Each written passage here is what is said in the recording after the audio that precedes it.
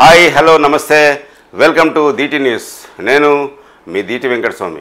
ఈరోజు వివిధ పేపర్లో ఉన్న ముఖ్యాంశాలు మనం చూద్దాం. ముందుగా ఈ ఛానల్ చూస్తున్న ప్రేక్షకులు శ్రేయభిలాషులకు నా యొక్క రిక్వెస్ట్, దయచేసి మా ఛానల్ని సబ్స్క్రైబ్ చేసుకోవాల్సిందిగా కోరుతున్నాము. ముందుగా వెలుగు పేపర్ చూద్దాం. రష్యా పర్యటనలో ప్రధాని మోదీ 16వ బ్రిక్స్ సమ్మిట్లో పాల్గొనేందుకు ప్రధాని నరేంద్ర మోదీ మంగళవారం రష్యా వెళ్లారు. మధ్యాహ్నం కజాన్ సిటీకి చేరుకున్న మోదీకి రష్యాతో పాటు అక్కడి ఇండియన్లు ఘనంగా స్వాగతం పలికారు. అనంతరం రష్యా అధ్యక్షుడు వ్లాదిమిర్ పుతిన్తో మోదీ భేటీ అయ్యారు. సమావేశం తర్వాత ఇరువురు నేతలు మీడియాతో మాట్లాడారు. రష్యా ఉక్రెయిన్ మధ్య శాంతి కోసం ఇండియా పూర్తిగా సహకరిస్తుందని మోదీ హామీ ఇచ్చారు. సమస్యను శాంతియుతంగానే పరిష్కరించుకోవాలని మోదీ సూచించారు. స్మాల్ మిడ్ క్యాప్ షేర్లు డమాల్ అంటూ ఒక న్యూస్ మనం చూడొచ్చు. ఒక్కరోజే ఇన్వెస్టర్ల సంపద 9.19 లక్షల కోట్ల ఆవిరి. ఎఫ్ఐఐల అమ్మకాలే ప్రధాన కారణం. మన స్టాక్ మార్కెట్ మంగళవారం భారీగా నష్టపోయాయి. అమ్మకాలపై ఒత్తిడి, విదేశీ పెట్టుబడులు పెద్ద ఎత్తున తరలివెళ్లడంతో స్మాల్ మిడ్ క్యాప్ షేర్లు కుప్పకూలాయి. సెన్సెక్స్ 930 పాయింట్లు పడి 80.220 వద్ద, నిఫ్టీ 309 పాయింట్లు పడి 24.472 వద్ద క్లోజ్ అయ్యాయి. మంగళవారం ఒక్కరోజే ఇన్వెస్టర్లు 9.19 లక్షల కోట్లు నష్టపోయారు అంటూ ఒక మనం న్యూస్ చూడొచ్చు. కాళేశ్వరం కమిషన్ ముందుకు ఐఏఎస్లు. మాజీ సిఎస్ సెక్రటరీలను ఓపెన్ కోర్టుకు పిలవాలని యోచన. సమాన్లు ఇచ్చేందుకు సిద్ధమవుతున్న జ్యుడిషియల్ కమిషన్. ప్రాజెక్టు అనుమతులు, హైపవర్ కమిటీ మీటింగ్, కార్పొరేషన్ వ్యవహారాలపై ఎంక్వైరీ. ఇవాటి నుంచి కమిషన్, ఓపెన్ కోర్టు, మరొక 7 ఇంజనీర్ల విచారణ. కాగ్, ఎన్డీఎస్ఏ విజిలెన్స్ రిపోర్ట్లపై ఆరా తీసిన కమిషన్. కాంట్రాక్టు సంస్థల ప్రతినిధులు, అకౌంటెంట్లను విచారించే ఛాన్స్. సబ్ కాంట్రాక్టు వ్యవహారాలపై దృష్టి. అవసరమైతే లీడర్లు విచారణకు రావాలి అంటున్న కమిషన్. మేడిగడ్డ కుంగుపాటుపై కాళేశ్వరం జ్యుడిషియల్ కమిషన్ క్లాస్ ఎగ్జామినేషన్ను స్పీడప్ చేసింది. ఈ దఫా ఎట్టి పరిస్థితిలోనూ టెక్నికల్ అంశాలకు సంబంధించిన విచారణను పూర్తి చేయాలని భావిస్తుంది. బుధవారం నుంచి విచారణను పునఃప్రారంభించి ఈ నెల 29 వరకు టెక్నికల్ అంశాల విచారణ పూర్తి చేయాలని యోచిస్తుంది. ఆ తర్వాత చివరి దశలో ఆర్థిక అంశాలపై ఓపెన్ కోర్టు విచారణ చేపట్టాలని ఆలోచిస్తున్నట్టు తెలిసింది. టెక్నికల్ అంశాల్లో ఇప్పటికే పలువురు ఇంజనీర్లను ఓపెన్ కోర్టు ద్వారా క్రాస్ ఎగ్జామినేషన్ చేసిన కమిషన్ ఇప్పుడు మిగిలిన ఇంజనీరింగ్ ఆఫీసర్లతో పాటు ఇప్పటికే ఓపెన్ కోర్టులో విచారణ ఎదుర్కొంటున్న అధికారులను మరొకసారి ఎంక్వైరీ చేయాలని భావిస్తున్నట్లు తెలుస్తుంది. వయనాడు వెళ్లిన సీఎం రేవంత్ రెడ్డి, అదేవిధంగా డిప్యూటీ సీఎం మల్లు భట్టి విక్రమార్క. వయనాడు వెళ్లిన సీఎం రేవంత్ రెడ్డి, అదేవిధంగా డిప్యూటీ సీఎం మల్లు భట్టి విక్రమార్క నేడు ప్రియాంక గాంధీ నామినేషన్కు హాజరు. ఎన్ఐసి చేతికి ధరణి. కేంద్ర ప్రభుత్వ సంస్థకు అప్పగించిన రాష్ట్ర ప్రభుత్వం. 3 ఏళ్ల పాటు నిర్వహణ బాధ్యత. పనితీరు బాగుంటే మరొక 2 ఏళ్లు పెంపు. ఈ నెల 29తో ముగియనున్న ప్రస్తుత కంపెనీ అగ్రిమెంట్. టెరాసిస్ చెర నుంచి బయటపడ్డ పోర్టల్ అంటూ ఒక న్యూస్. ధరణి పోర్టల్ ఎట్టకేలకు విదేశీ కంపెనీ టెరాసిస్ చెర వీడింది. ఈ పోర్టల్ను కేంద్ర ప్రభుత్వ సంస్థ అయిన నేషనల్ ఇన్ఫర్మేటిక్స్ సెంటర్ ఎన్ఐసికు అప్పగిస్తూ రాష్ట్ర ప్రభుత్వం నిర్ణయం తీసుకున్నది. రాష్ట్రంలోని 71 లక్షల మంది రైతులకు చెందిన 1.56 కోట్ల ఎకరాల భూ రికార్డుల నిర్వహణ గత ప్రభుత్వం విదేశీ కంపెనీకి అప్పగించడంపై విమర్శలు వెల్లువెత్తిన విషయం తెలిసిందే.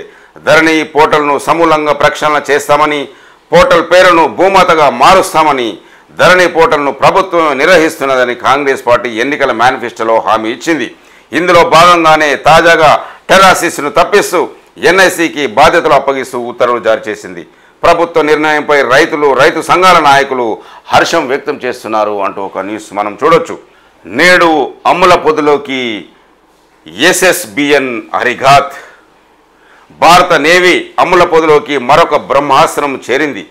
దేశ తొలి బాలిస్టిక్ క్షిపణి వ్యవస్థ కలిగిన 4వ న్యూక్లియర్ సబ్మరైన్ ఎస్ఎస్బిఎన్ అరిఘాత్ను ఇండియన్ నేవీ ఆవిష్కరించింది. మనం ఈ చిత్రంలో చూడొచ్చు. 4th సిటీలో fashion varsity. Seoul Young Sun corporation చైర్మన్తో మంత్రులు పొంగులేటి, పొన్నం చర్చలు. 20 ఎకరాల కేటాయింపుపై సమాలోచనలు. కేఎంటీపీలో యంగ్ వన్ టెక్స్టైల్ యూనిట్లపైన డిస్కషన్. మూమునూరు ఎయిర్ స్కిప్ను ఏడాదిన్నరలో అందుబాటులోకి తెస్తామని హామీ. చిత్రంలో చూడొచ్చు. సీఎల్లో హన్ నదిని పరిశీలిస్తున్న మంత్రులు పొంగులేటి శ్రీనివాసరెడ్డి, పొన్నం ప్రభాకర్, సీఎం సలహాదారు వేం నరేందర్ రెడ్డి, దానకిషోర్ ఈ చిత్రంలో చూడొచ్చు. ఎమ్మెల్సీ జీవన్ రెడ్డి అనుచరుడి హత్య. కారుతో గుద్ది కత్తితో పొడిచిన హంతకుడు. జగిత్యాల జిల్లా జాబితాపూర్లో ఈ ఘటన. హతుడు గంగారెడ్డి కాంగ్రెస్ నేత, మాజీ ఎంపీటీసీ కూడా. ఘటనపై పీసీసీ చీఫ్ మహేష్ గౌడ్, మంత్రి శ్రీధర్ బాబు ఆరా. పోలీసుల అదుపులో అనుమానితుడు సంతోష్. రహదారిపై భారీగా పోలీసుల మోహరింపు. పార్టీ శ్రేణులతో కలిసి రోడ్డుపై బైఠాయించిన జీవన్ రెడ్డి. కాంగ్రెస్ ముసుగులో బీఆర్ఎస్ దౌర్జన్యం అంటున్న ఎమ్మెల్సీ జీవన్ రెడ్డి. హత్య వెనుక పోలీసుల నిర్లక్ష్యం ఉన్నదని ఆరోపణ. పెండింగ్ డిఏల కోసం ఉద్యోగుల పోరుబాట. హైదరాబాద్ నాంపల్లిలోని టీఎన్జీఓ ఆఫీసులో మీడియాతో మాట్లాడుతున్న ఉద్యోగ సంఘ జేఏసీ నేతలు చిత్రంలో చూడొచ్చు. వచ్చే నెల 2 నుంచి జనవరి వరకు ఆందోళన నిర్వహిస్తామని జేఏసీ ప్రకటించింది. ఉద్యోగుల జేఏసీని సీఎం చర్చలకు పిలవాలి. వచ్చే కేబినెట్ మీటింగ్లో పెండింగ్ డిఏలను ప్రకటించాలి. ఆర్థిక భారం లేని సమస్యలను పరిష్కరించాలని వారి విన్నపం. వారంలో vigilance final report. Irrigation department నుంచి కొన్ని డాక్యుమెంట్లు పెండింగ్. కాళేశ్వరం కమిషన్కు వెల్లడించిన విజిలెన్స్ డిపార్ట్మెంట్. జస్టిస్ ఘోష్తో మర్యాదపూర్వకంగా భేటీ అయిన DG K Srinivas Reddy. Commission విచారణకు అవసరమైన డాక్యుమెంట్లు ఇస్తామని వెల్లడి. మేడిగడ్డ బ్యారేజ్పై vigilance and enforcement department final report దాదాపు సిద్ధమైనట్లు తెలిసింది. మరొక వారం 10 రోజుల్లో కమిషన్కు అందించనున్నట్టు అధికార వర్గాలు చెప్తున్నాయి. అదే విషయాన్ని Kaleshwaram judicial commission vigilance department DG వెల్లడించినట్టు తెలిసింది. మంగళవారం commission chairman justice Pinaki Chandraghosh, vigilance director general Kothakota Srinivasa Reddy సమావేశమయ్యారు. దాదాపు గంట పాటు జస్టిస్ ఘోష్తో విజిలెన్స్ రిపోర్టుపై చర్చించారు. ఇప్పటికే మధ్యంతర నివేదిక అందినా తుది నివేదిక ఎప్పట్లోగా అందిస్తారని డీజీని కమిషన్ అడిగినట్లు తెలుస్తుంది. 3 రిపోర్ట్లపై దృష్టి. కాళేశ్వరం ప్రాజెక్టుకు సంబంధించి 3 రిపోర్ట్లపై జ్యుడిషియల్ కమిషనర్ సీరియస్గా ఉన్నట్లు తెలిసింది. కాళేశ్వరం ప్రాజెక్టు కార్పొరేషన్పై controller and auditor general CAG రిపోర్టుతో పాటు Medigadda national dam safety authority, NDSA, vigilance డిపార్ట్మెంట్ల నివేదికల గురించి కూడా కమిషన్ ఆరా తీసినట్టు తెలిసింది. పూర్తిస్థాయి నివేదిక వచ్చేందుకు ఆలస్యం అవుతుందని కమిషన్కు ఎన్డీఎస్ఏ వర్గాలు చెప్పినట్లు తెలిసింది. అయితే దానికి సప్లిమెంట్గా కమిషన్కు అవసరమైన వివరాలు, డాక్యుమెంట్లు అందించేందుకు సిద్ధంగా ఉన్నామని ఎన్డీఎస్ఏ అధికారులు వర్గాలు వివరించినట్టు తెలిసింది. ఈ ఒక వారం 10 రోజుల్లో అందుకు సంబంధించిన వివరాలను కమిషన్కు అందించేందుకు సుముఖత వ్యక్తం చేస్తున్నట్టు సమాచారం. కొమరం భీమ్కు నివాళులు అర్పించిన స్పీకర్. ఆదివాసీ పోరాట యోధుడు, గిరిజనుల ఆరాధ్య దైవం కొమరం భీం జయంతి సందర్భంగా ఆయనకు స్పీకర్ గడ్డం ప్రసాద్ కుమార్ నివాళి అర్పించారు. అసెంబ్లీ మెంబర్స్ లాంజ్లో భీమ్ ఫోటోకు పూలమాల వేసి స్పీకర్ గడ్డం ప్రసాద్ కుమార్, మండలి చైర్మన్ గుత్తా సుఖేందర్ రెడ్డి, మంత్రి శ్రీధర్ బాబు, విప్పులు ఆది శ్రీనివాస్, రామచంద్ర నాయక్, పిఎస్సి చైర్మన్ అరకెపూడి గాంధీ, ఎమ్మెల్యేలు యడ్మా బొజ్జ్, కూనంనేని సాంబశివరావు వారికి నివాళులు అర్పించారు. వయనాడు వెళ్లిన సీఎం, డిప్యూటీ సీఎం. నేడు ప్రియాంక నామినేషన్ కార్యక్రమానికి హాజరు. కాంగ్రెస్ అగ్రనేత ప్రియాంక గాంధీ నామినేషన్ కార్యక్రమంలో పాల్గొనేందుకు మంగళవారం సాయంత్రం CM Revanth Reddy, deputy CM Bhatti Vikramarka Wayanad వెళ్లారు. బుధవారం సాయంత్రం హైదరాబాద్ తిరిగి రానున్నట్లు సమాచారం. బుధవారం వయనాడులో భారీ ర్యాలీ చేపట్టి మధ్యాహ్నం 12 గంటలకు ప్రియాంక గాంధీ వయనాడ్ బైఫోల్లో కాంగ్రెస్ అభ్యర్థిగా నామినేషన్ దాఖలు చేయనున్నారు. ఈ కార్యక్రమంలో పాల్గొనేందుకు ఏఐసిసి అగ్రనేత సోనియా గాంధీ, ప్రెసిడెంట్ మల్లికార్జున ఖర్గే, లోక్సభలో ప్రతిపక్ష నేత రాహుల్ గాంధీలు మైసూరు చేరుకున్నారు. కాంగ్రెస్ పాలిత రాష్ట్రాల సీఎంలు, మంత్రులు, ఏఐసిసి అగ్రనేతలు, పిసిసి చీఫ్లు, కేంద్ర మాజీ మంత్రులు పెద్ద ఎత్తున ఈ కార్యక్రమంలో పాల్గొననున్నారు. ధర్నాలు కాదు, కేంద్రం నుంచి నిధులు తీసుకురండి అంటున్న మంత్రి సీతక్క. 10 ఏళ్లు కేంద్ర మంత్రిగా ఉండి ఏం చేసిండ్రు? కిషన్ రెడ్డిని ప్రశ్నించిన మంత్రి సీతక్క. 25న తలపెట్టిన ధర్నాను విరమించుకోవాలి. మూసీ పునరుజ్జీవాన్ని బీజేపీ అడ్డుకుంటుందని ఫైర్. మూసీ పునరుజ్జీవాన్ని అడ్డుకునేందుకు బీజేపీ ప్రయత్నిస్తున్నదని మంత్రి సీతక్క ఫైర్ అయ్యారు.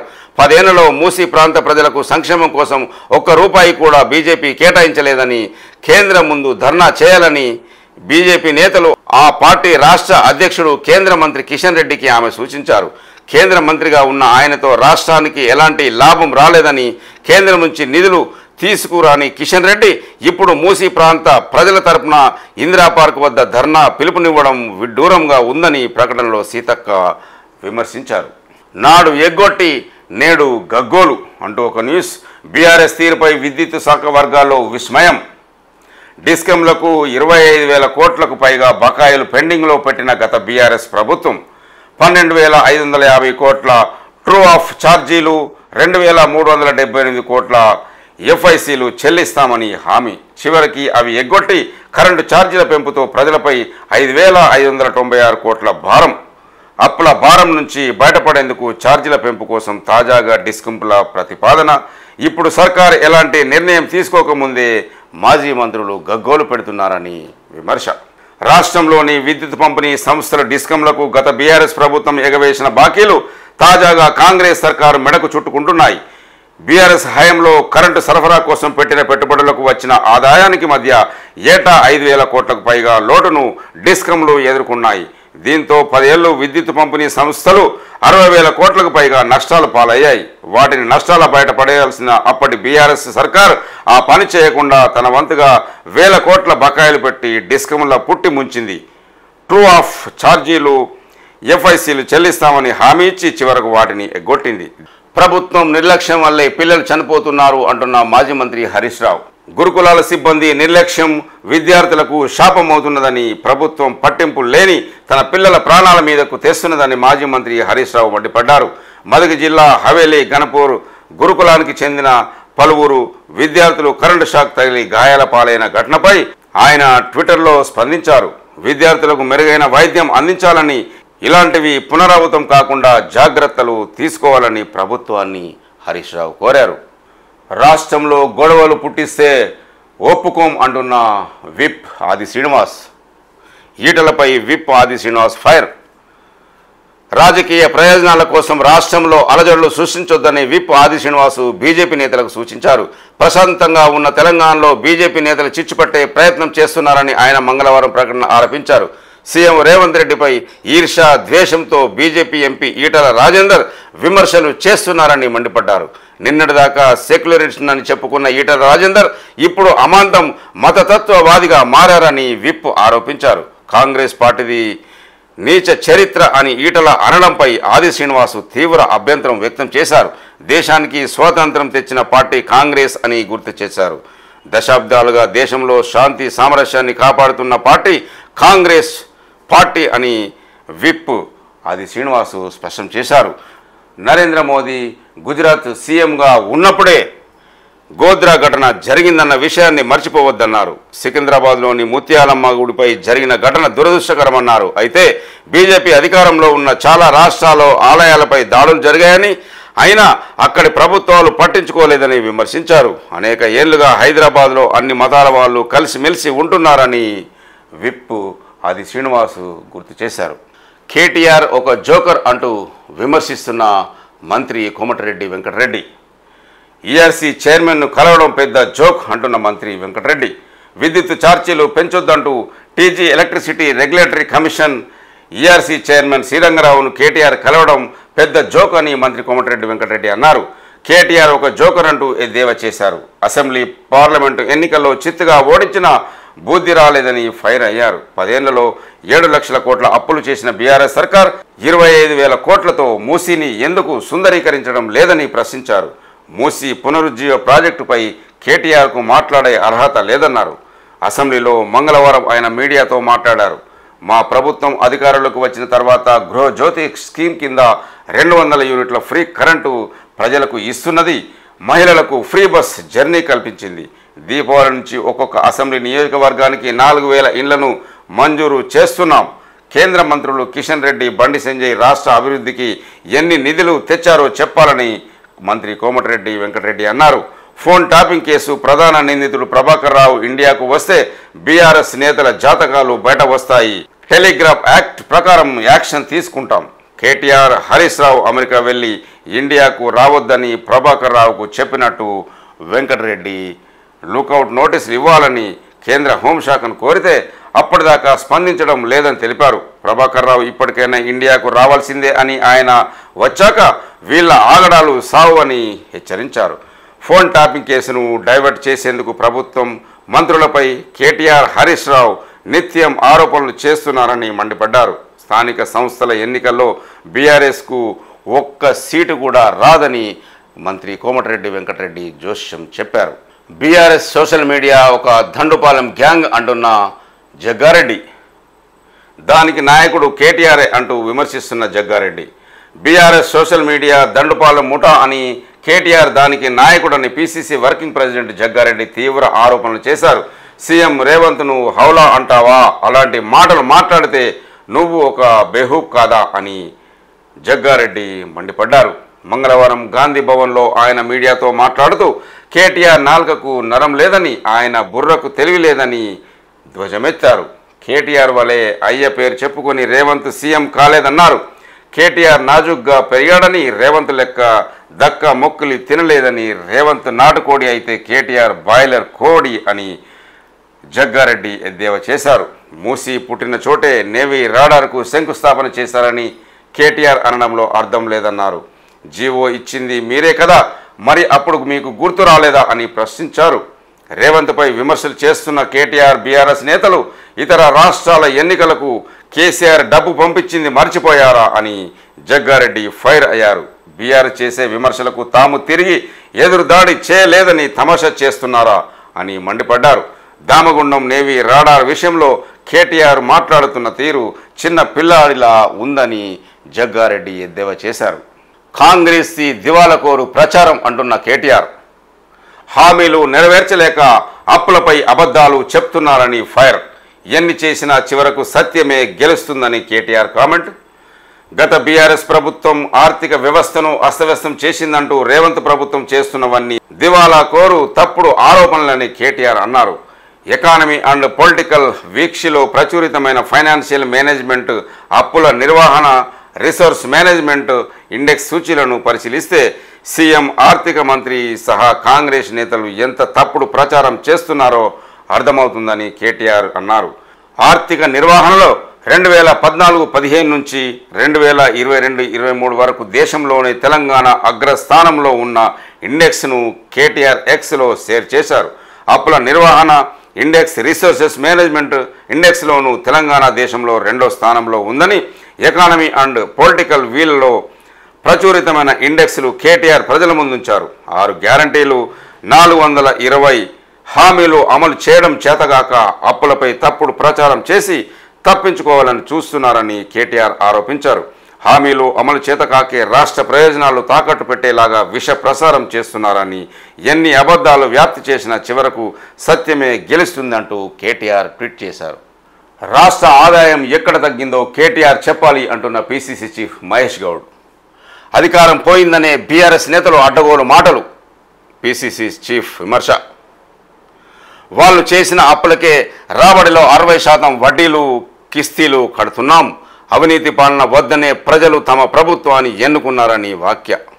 అధికారం పోయిందనే అక్కస్తో రాష్ట్ర ప్రభుత్వంపై బీఆర్ఎస్ నేతలు విమర్శలు చేస్తున్నారని పీసీసీ ప్రెసిడెంట్ మహేష్ కుమార్ గౌడ్ మండిపడ్డారు. ప్రజల చిత్కారంతో అధికారం కోల్పోయాక కేటీఆర్లో అసహనం పెరిగిందని, చేసిన తప్పులను కప్పిపుచ్చుకోవడానికి ప్రభుత్వంపై నిందలు వేస్తున్నారని ఫైర్ అయ్యారు. సీఎం రేవంత్ రెడ్డి సర్కారుతో రాష్ట్ర ఇన్కమ్ తగ్గిందని కొత్తగా అబద్ధాల ప్రచారం షురూ చేశారని, ఆదాయం ఎక్కడ తగ్గిందో చూపెట్టాలని మహేష్ కుమార్ గౌడ్ డిమాండ్ చేశారు. వ్యవసాయ శాఖలో డిజిటల్ వార్. 163 మంది ఏఈఓలపై సస్పెన్షన్. యాప్ డౌన్లోడ్ చేసి డిజిటల్ సర్వే చేయకపోవడమే కారణమా? సస్పెన్షన్ ఎత్తివేసే వరకు విధులకు హాజరు కాబోమన్న ఏఈఓలు. రాష్ట్ర వ్యాప్తంగా లీవ్ లెటర్లు ఇచ్చిన ఉద్యోగులు కమిషనరేట్ ఎదుట ఆందోళన. అగ్రికల్చర్ సెక్రటరీ రఘునందన్ రావుకు వ్యతిరేకంగా నినాదాలు అంటూ ఒక న్యూస్. బీజేపీలో సంస్థగతుల ఎన్నికల హడావిడి. బీజేపీ సంస్థ ఎన్నికల నేషనల్ రిటర్నింగ్ ఆఫీసర్గా ఎంపికైన లక్ష్మణ్ను ఢిల్లీలోని బీజేపీ ఆఫీసులో అభినందిస్తున్న పొంగులేటి సుధాకర్ రెడ్డి, దుష్యంత్ గౌతమ్ ఈ చిత్రంలో చూడొచ్చు. స్టేట్ రిటర్నింగ్ ఆఫీసర్గా ఎండల లక్ష్మీనారాయణ, కో రిటర్నింగ్ ఆఫీసర్లుగా కరుణాకర్, గీతామూర్తి. త్వరలోనే జిల్లా ఎన్నికల అధికారుల నియామకం. డిసెంబర్లోగా అన్ని కమిటీలు పూర్తి చేసేలా ప్లాన్. రాష్ట్రంలో బీజేపీ సంస్థాగత ఎన్నికల హడావిడి మొదలైంది. బూత్ లెవెల్ నుంచి రాష్ట్ర స్థాయి వరకు కమిటీలను నియమించేందుకు కమలం పార్టీ రెడీ అయ్యింది. ఈ ఎన్నికలను పర్యవేక్షించేందుకు గాను రాష్ట్ర స్థాయిలో కమిటీని ఆ పార్టీ అధిష్టానం నియమించింది. రాష్ట్ర ఎన్నికల రిటర్నింగ్ అధికారిగా మాజీ ఎమ్మెల్యే ఆ పార్టీ స్టేట్ వైస్ ప్రెసిడెంట్ ఎండల లక్ష్మీనారాయణ పేరును ప్రకటించింది. కో రిటర్నింగ్ ఆఫీసర్లుగా పార్టీ నేతలు కరుణాకర్, గీతామూర్తులు నియమించింది. మరొక పక్క ఎన్నికల షెడ్యూల్ కూడా ప్రకటించింది. రాష్ట్ర వ్యాప్తంగా ప్రతి 3 ఏళ్లకోసారి బీజేపీ కమిటీలను నియమిస్తుంటుంది. ఇందులో భాగంగా డిసెంబర్ నెలాఖరులోగా పార్టీ ఎన్నికల ప్రక్రియను పూర్తి చేయాలని నిర్ణయించింది అంటూ ఒక న్యూస్. ఇప్పుడు నమస్తే తెలంగాణలోని ముఖ్యాంశాలు మనం చూద్దాం. కేసీఆర్ దూరదృష్టి, తెలంగాణ పరివృష్టి అంటూ ఒక న్యూస్. కేసీఆర్ పాలనలో తెలంగాణ బంగారు తునక అయ్యింది. ఇక్కడ ఎకరం కొనాలంటే ఆంధ్రలో 10 ఎకరాలు అమ్ముకోవాలని పొరుగు రాష్ట్రాలే ఆశ్చర్యపోయిన సందర్భాలు కోకొల్లలు. హైదరాబాద్ విశ్వనగరంగా ఎదిగింది, భూమి విలువ పెరిగింది. కానీ గత 10 నెలల్లో రియల్టీ రంగం నేల కొరిగిపోయింది. స్థలాలు కొనేవారు, అమ్మేవారు, ప్రాజెక్టులు ఆగిపోయాయి, ఆదాయం పడిపోయింది. సమైక్య ఏలుబడిలో హడావిడి పడిన తెలంగాణ 10 ఏళ్లలో అన్నపూర్ణగా ఎదిగింది. ధాన్యం ఉత్పత్తిలో దేశంలోని నెంబర్ 1గా నిలిచింది. ఇక్కడి సాగు విధానాలు, రైతు పథకాలు దేశానికే మోడల్గా నిలిచాయి. మరి నేడు విత్తనాల కోసం క్యూలు, ఎరువుల కోసం ఎదురుచూపులు. భరోసా లేదు, బీమా ఉండదు, రుణమాఫీ పూర్తి కాదు, పంట పోతే పరిహారం రాదు, దిగుబడి వస్తే కొనే దిక్కు లేదు. కేసీఆర్ ప్రభుత్వ విధానాలు, ఆర్థిక క్రమశిక్షణ, వనరుల సద్వినియోగంతో సుసంపన్న రాష్ట్రంగా ఎదిగింది. జీడిపి వృద్ధి రేటులో దేశంలోనే టాప్గా నిలిచింది. మరి ఇప్పుడు కాంగ్రెస్ పాలనలో వృద్ధి మందగించింది. పైగా 75,000 కోట్ల అప్పు చేసిన సర్కార్ బకాయిలు చెల్లించేది లేదు, కొత్త ప్రాజెక్టు చేపట్టేది లేదు అంటూ నమస్తే తెలంగాణలో ఒక న్యూస్ మనం చూస్తున్నాము. అద్భుత క్రమశిక్షణతో ఆర్థిక నిర్వహణ, సూచీల్లో రాష్ట్రం అగ్రభాగాన. ఈపీడబ్ల్యూ తాజా ఇష్యూలో వాస్తవాలు, కేసీఆర్ సమర్థ పాలనకు పక్కా సాక్ష్యాలు. ఈపీడబ్ల్యూ నివేదికను షేర్ చేసిన కేటీఆర్ కాంగ్రెస్ దివాలా కోరుతనంపై మండిపాటు, తప్పుడు ప్రచారంపై క్రమశిక్షణకు డిమాండ్, ఆర్థిక వ్యవస్థను నాశనం చేయొద్దని హితవు. కేసీఆర్ 10 ఏళ్ల పాలనలో తెలంగాణ తిరుగులేని ఆర్థిక శక్తిగా అవతరించిందన్న విషయం మరొక మారు స్పష్టమైంది. జిఎస్డిపి, ఓన్ ట్యాక్స్, రెవెన్యూ, తలసరి ఆదాయం, విద్యుత్ వినియోగం, వ్యవసాయ ఉత్పత్తులు, ఇలా ప్రతి రంగంలోనూ తెలంగాణను కేసీఆర్ అగ్రభాగాన నిలిపారన్న విషయం సాక్ష్యాధారాలతో నిరూపమైంది. బీఆర్ఎస్ ప్రభుత్వం భారీగా అప్పులు చేసి రాష్ట్ర ఆర్థిక వ్యవస్థను అస్తవ్యస్తం చేసిందంటూ కాంగ్రెస్ చేస్తున్నవన్నీ దివాలా కోరు ఆరోపణలని స్పష్టం చేసింది. ప్రఖ్యాత ఎకనామికల్ అండ్ పాలిటిక్స్ వీక్లీ ఈపీడబ్ల్యూపై నాన్షియల్ మేనేజ్మెంట్, అప్పుల నిర్వహణ, రిసోర్స్ మేనేజ్మెంట్ ఇండెక్స్ సూచీలను వెల్లడించింది. ఇందులో తెలంగాణ అగ్రస్థానంలో నిలిచింది అంటూ నమస్తే తెలంగాణలో ఒక న్యూస్ మనం చూడొచ్చు. ఏది శాంతి, ఏది భద్రత, ఈ కాంగ్రెస్కు ఒక దండం, ఇలాంటి పార్టీలో ఉండలేనంటున్న ఎమ్మెల్సీ జీవన్ రెడ్డి వ్యాఖ్యలు. ఇదేం పాలన, అసలు లా అండ్ ఆర్డర్ ఉన్నదా, ప్రాణహాని ఉన్నదన్న పోలీసు పట్టించుకోరా, కాంగ్రెస్ వాళ్ళను కాంగ్రెస్ పార్టీయే చంపుతున్నది, నా అనుచరుని చంపినంటే నన్ను చంపినట్లే లెక్క, కేసులున్నోడితో పోలీసులకు స్నేహం ఏంది, పార్టీ ఇరాయింపుల వల్ల కార్యకర్తల హత్యలు, రాహుల్ చెప్తున్నదేంది, ఈ ఫిరాయింపులు ఏంది, అధికారం కాదు నైతిక విలువలు ముఖ్యం. ఎమ్మెల్సీ జీవన్ రెడ్డి తీవ్ర ఆగ్రహం, మనస్తాపం. హత్య జరిగిందని చెప్తే 4 గంటల తర్వాత వస్తావా అంటూ విప్ లక్ష్మణ్పై మండిపాటు. 40 ఏళ్ల సేవకు మంచి బహుమతి ఇచ్చిండ్రు, ఫోన్ చేసిన టీపీసీసీ చీఫ్తో ఎమ్మెల్సీ జీవన్ రెడ్డి. జగిత్యాలలో రోడ్డుపై బైఠాయించి పోలీసులతో వాగ్వాదానికి దిగిన కాంగ్రెస్ ఎమ్మెల్సీ జీవన్ రెడ్డి. ముఖ్యమంత్రి పార్టీ ఫిరాయింపులకు పాల్పడడం వల్లే గంగారెడ్డి లాంటి కార్యకర్తల హత్య జరుగుతున్నాయని కాంగ్రెస్ పార్టీ సీనియర్ నాయకుడు పట్టభద్రుల ఎమ్మెల్సీ టి జీవన్ రెడ్డి ఆగ్రహం, ఆవేదన వ్యక్తం చేశారు. తన అనుచరుడిని హత్యను నిరసిస్తూ ధర్నా చేశారు ఎమ్మెల్సీ జీవన్ రెడ్డి. ఇప్పటివరకు వివిధ పేపర్లో ఉన్న ముఖ్యాంశాలు మనం చూసాము.